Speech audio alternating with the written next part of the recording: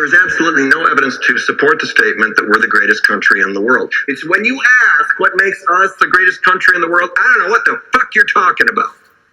Yosemite? Actually, that would be a yes, and while American exceptionalism is widely evident in a variety of contexts, why not start with Yosemite? And before we dive in, let's just say how tiresome it has become, this running down of our country by pampered elites in Hollywood and by too many on our campuses. It's no longer funny. They ought to look and listen to what artists like Albert Bierstadt, Thomas Hill, Thomas Moran, Ansel Adams, Carlton Watkins, Edward Weston, and countless others have had to show and say. For those who believe in a higher power, and it's hard not to here, the aura of nature's great sculpture park, massive, towering, awe-inspiring rocks that were 100 million years in forming, it's overpowering. Was for these artists, is for me, and is for the 4 million visitors a year who flock here. Giant sequoias, the oldest and largest living things on Earth, some as much as 3,000 years old.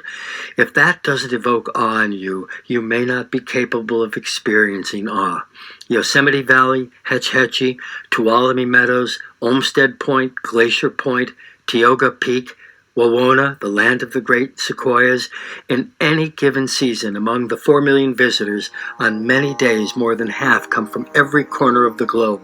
Millions know and cherish the wonder and greatness of Yosemite, which, lest we forget, was a major catalyst for the founding of our beloved national parks. Abraham Lincoln commissioned the original case statement from the great Frederick Law Olmsted, one of the opening acts in American conservation and preservation. John Muir, naturalist, author, founder of the Sierra Club, and champion for the national parks, his advocacy was paramount and inspiring. One of the goosebumps events in American history was the 3 days in 1903 that Muir spent camping in Yosemite with President Theodore Roosevelt. Known as the camping trip that changed the nation, it was a big step toward founding the National Park Service 3 years later. You look, you see, you explore scenic vistas of breathtaking grandeur, so picturesque and awe-inspiring that it can bring you to tears. El Capitan, Half Dome, Hetch Hetchy, Yosemite, Bridal Veil, Vernal, and Nevada Falls, the valley floor, and again, those astonishing sequoias, mountains where the snows of winter linger into September, streams and waterfalls of gurgling delight and misty elegance, deep pools and giant fields of glacier-tossed granite. We moderns generally don't believe, as our 19th century forebears did, in the divinity of nature, the sense that wilderness, grandeur, represents places untouched since the time of creation. But it's hard not to be awed enough to make most Americans feel a sense of national pride, and visitors from afar say, this is the great America. Part of the wonder of our constitutional republic is that we get to say what we want, trash talk the country and each other endlessly.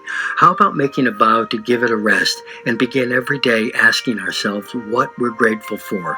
The more you see of our majestic parks and scenic wonders, and the more intimately you know and experience our countless and alluring state, national, and local histories, the warmer our sense of gratitude and attachment will be to this great gift called America. It's designed to be a work in progress, a progress more surely reached through love. So when you hear folks ripping on the country that provides and protects their freedoms, consider exercising your freedom by pushing back and standing up for places worth caring about.